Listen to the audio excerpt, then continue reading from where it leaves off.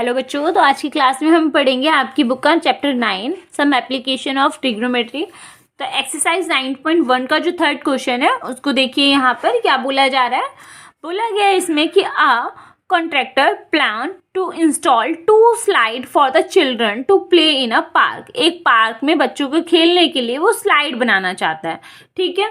तो for the children below the age of 5 year, जो 5 साल से कम के बच्चे हैं उनके लिए वो क्या कर रहा है, she prefer to have a slide whose top is at the height of 1.5 metre.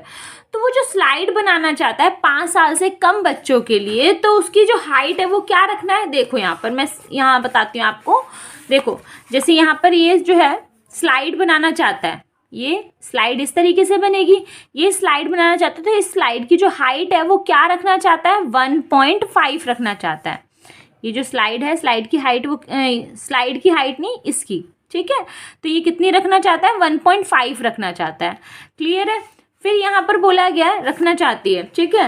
And it's inclined at the angle of 30 degree, और वहाँ वो जो एंगल बनेगा वो कितना बनेगा, 30 डिग्री का।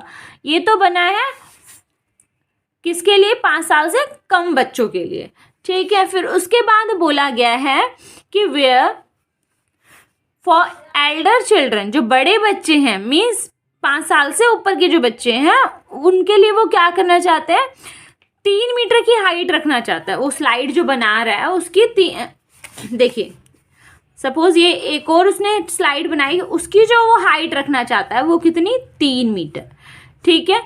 तो यहाँ पर जो एंगल बन रहा है वो एंगल कितना बन रहा है, 60 डिग्री बन रहा है। दोनों फिगर समझ में आई है। आप इसको अलग अलग भी बना सकते हो और एक ही फिगर से भी बना सकते हो कि भाई सपोज ये हो गया छोटे बच्चों के लिए और यहाँ से यहाँ बनाया तो ये हो गया बड़े बच्चों के लिए। तो इसकी हाइट हो गई 3 मीटर और इसकी हो गई 1.5 मीटर। इसका एंगल हो गया 30 और इसका हो गया 60। आप एक फिगर में भी बना सकते हो और आप अलग अलग भी दिखा सकते हो, ठीक है। और इसमें निकालना क्या है, अब हमें what should be the length of the slide in each case. हर एक केस में उसकी जो स्लाइड होगी, स्लाइड की लेंथ कितनी होगी। भाई जो ये वाली स्लाइड है उसकी लेंथ कितनी होगी और ये वाली जो स्लाइड है उसकी लेंथ कितनी होगी, ठीक है। अगर आप ये फिगर बना रहे हो तो उसमें ये वाली और ये, ठीक है, सेम ही है। तो इसमें कुछ भी नहीं, आपके कोई मार्क्स नहीं कटेंगे। आप अलग अलग भी बना सकते हो और एक फिगर में भी इस तरीके से दिखा सकते हैं, क्योंकि यहाँ ऐसा कुछ नहीं बोला गया, ठीक है बच्चों। तो देखिए यहाँ पर हम फेयर डायग्राम बना लेते हैं।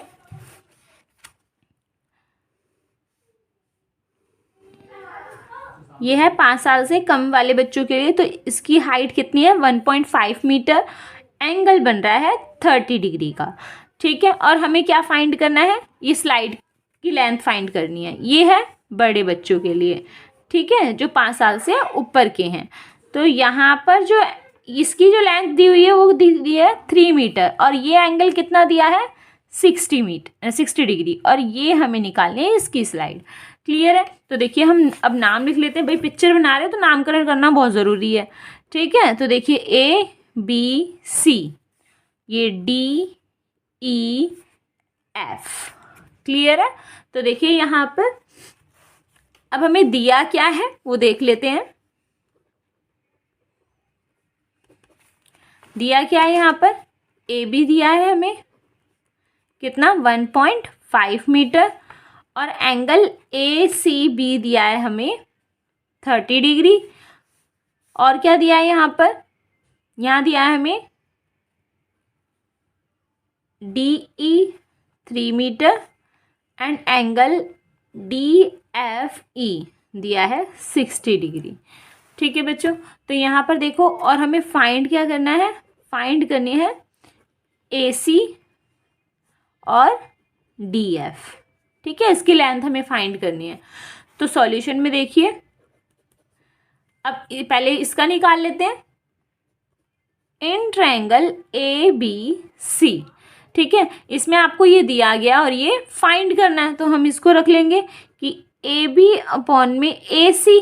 भाई ये क्या है, परपेंडिकुलर है, और ये क्या है, हाइपोटेनस। तो यहाँ पर P अपॉन H किसके इक्वल होता है, साइन के होता है। ये तो आपको पता लग गया होगा अब तक, ठीक है। साइन और एंगल कितना दिया गया है, 30 डिग्री, क्लियर है।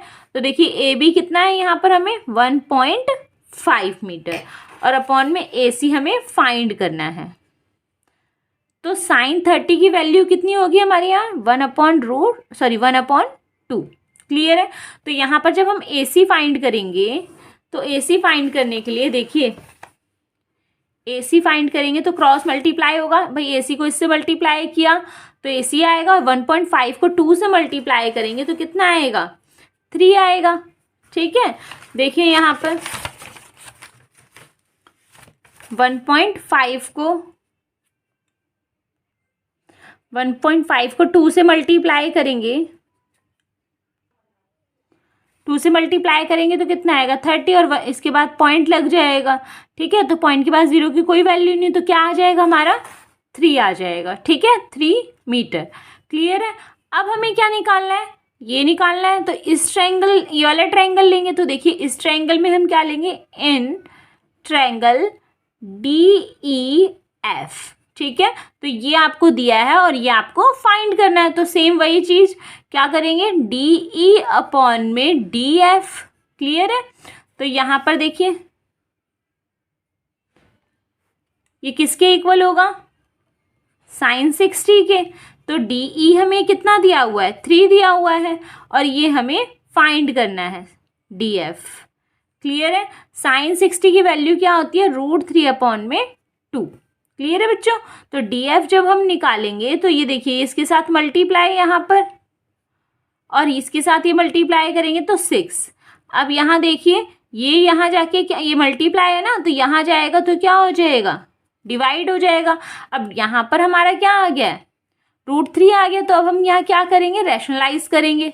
ठीक है, तो देखिए √3 को ऊपर भी मल्टीप्लाई और √3 को नीचे भी मल्टीप्लाई करेंगे। ठीक है, तो यहाँ पर देखिए जब इसको इससे मल्टीप्लाई किया तो कितना आएगा, 6√3 अपॉन में इसको इससे किया तो कितना आएगा 3, और यहाँ पर देखिए ये इससे कैंसिल हो जाएगा, 3 1 जा 3, 3 2 जा 6, तो कितना आ गया यहाँ पर 2√3 मीटर DF।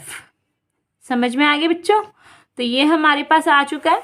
ठीक है, AC भी आ गया है यहाँ पर और DF भी आ गया। क्लियर है। और यही हमें यहाँ पर फाइंड करना था, कुछ मुश्किल नहीं है। बस आपको यहाँ पर सबसे पहले फोकस करना है कि क्वेश्चन को समझ के फिगर बनाना।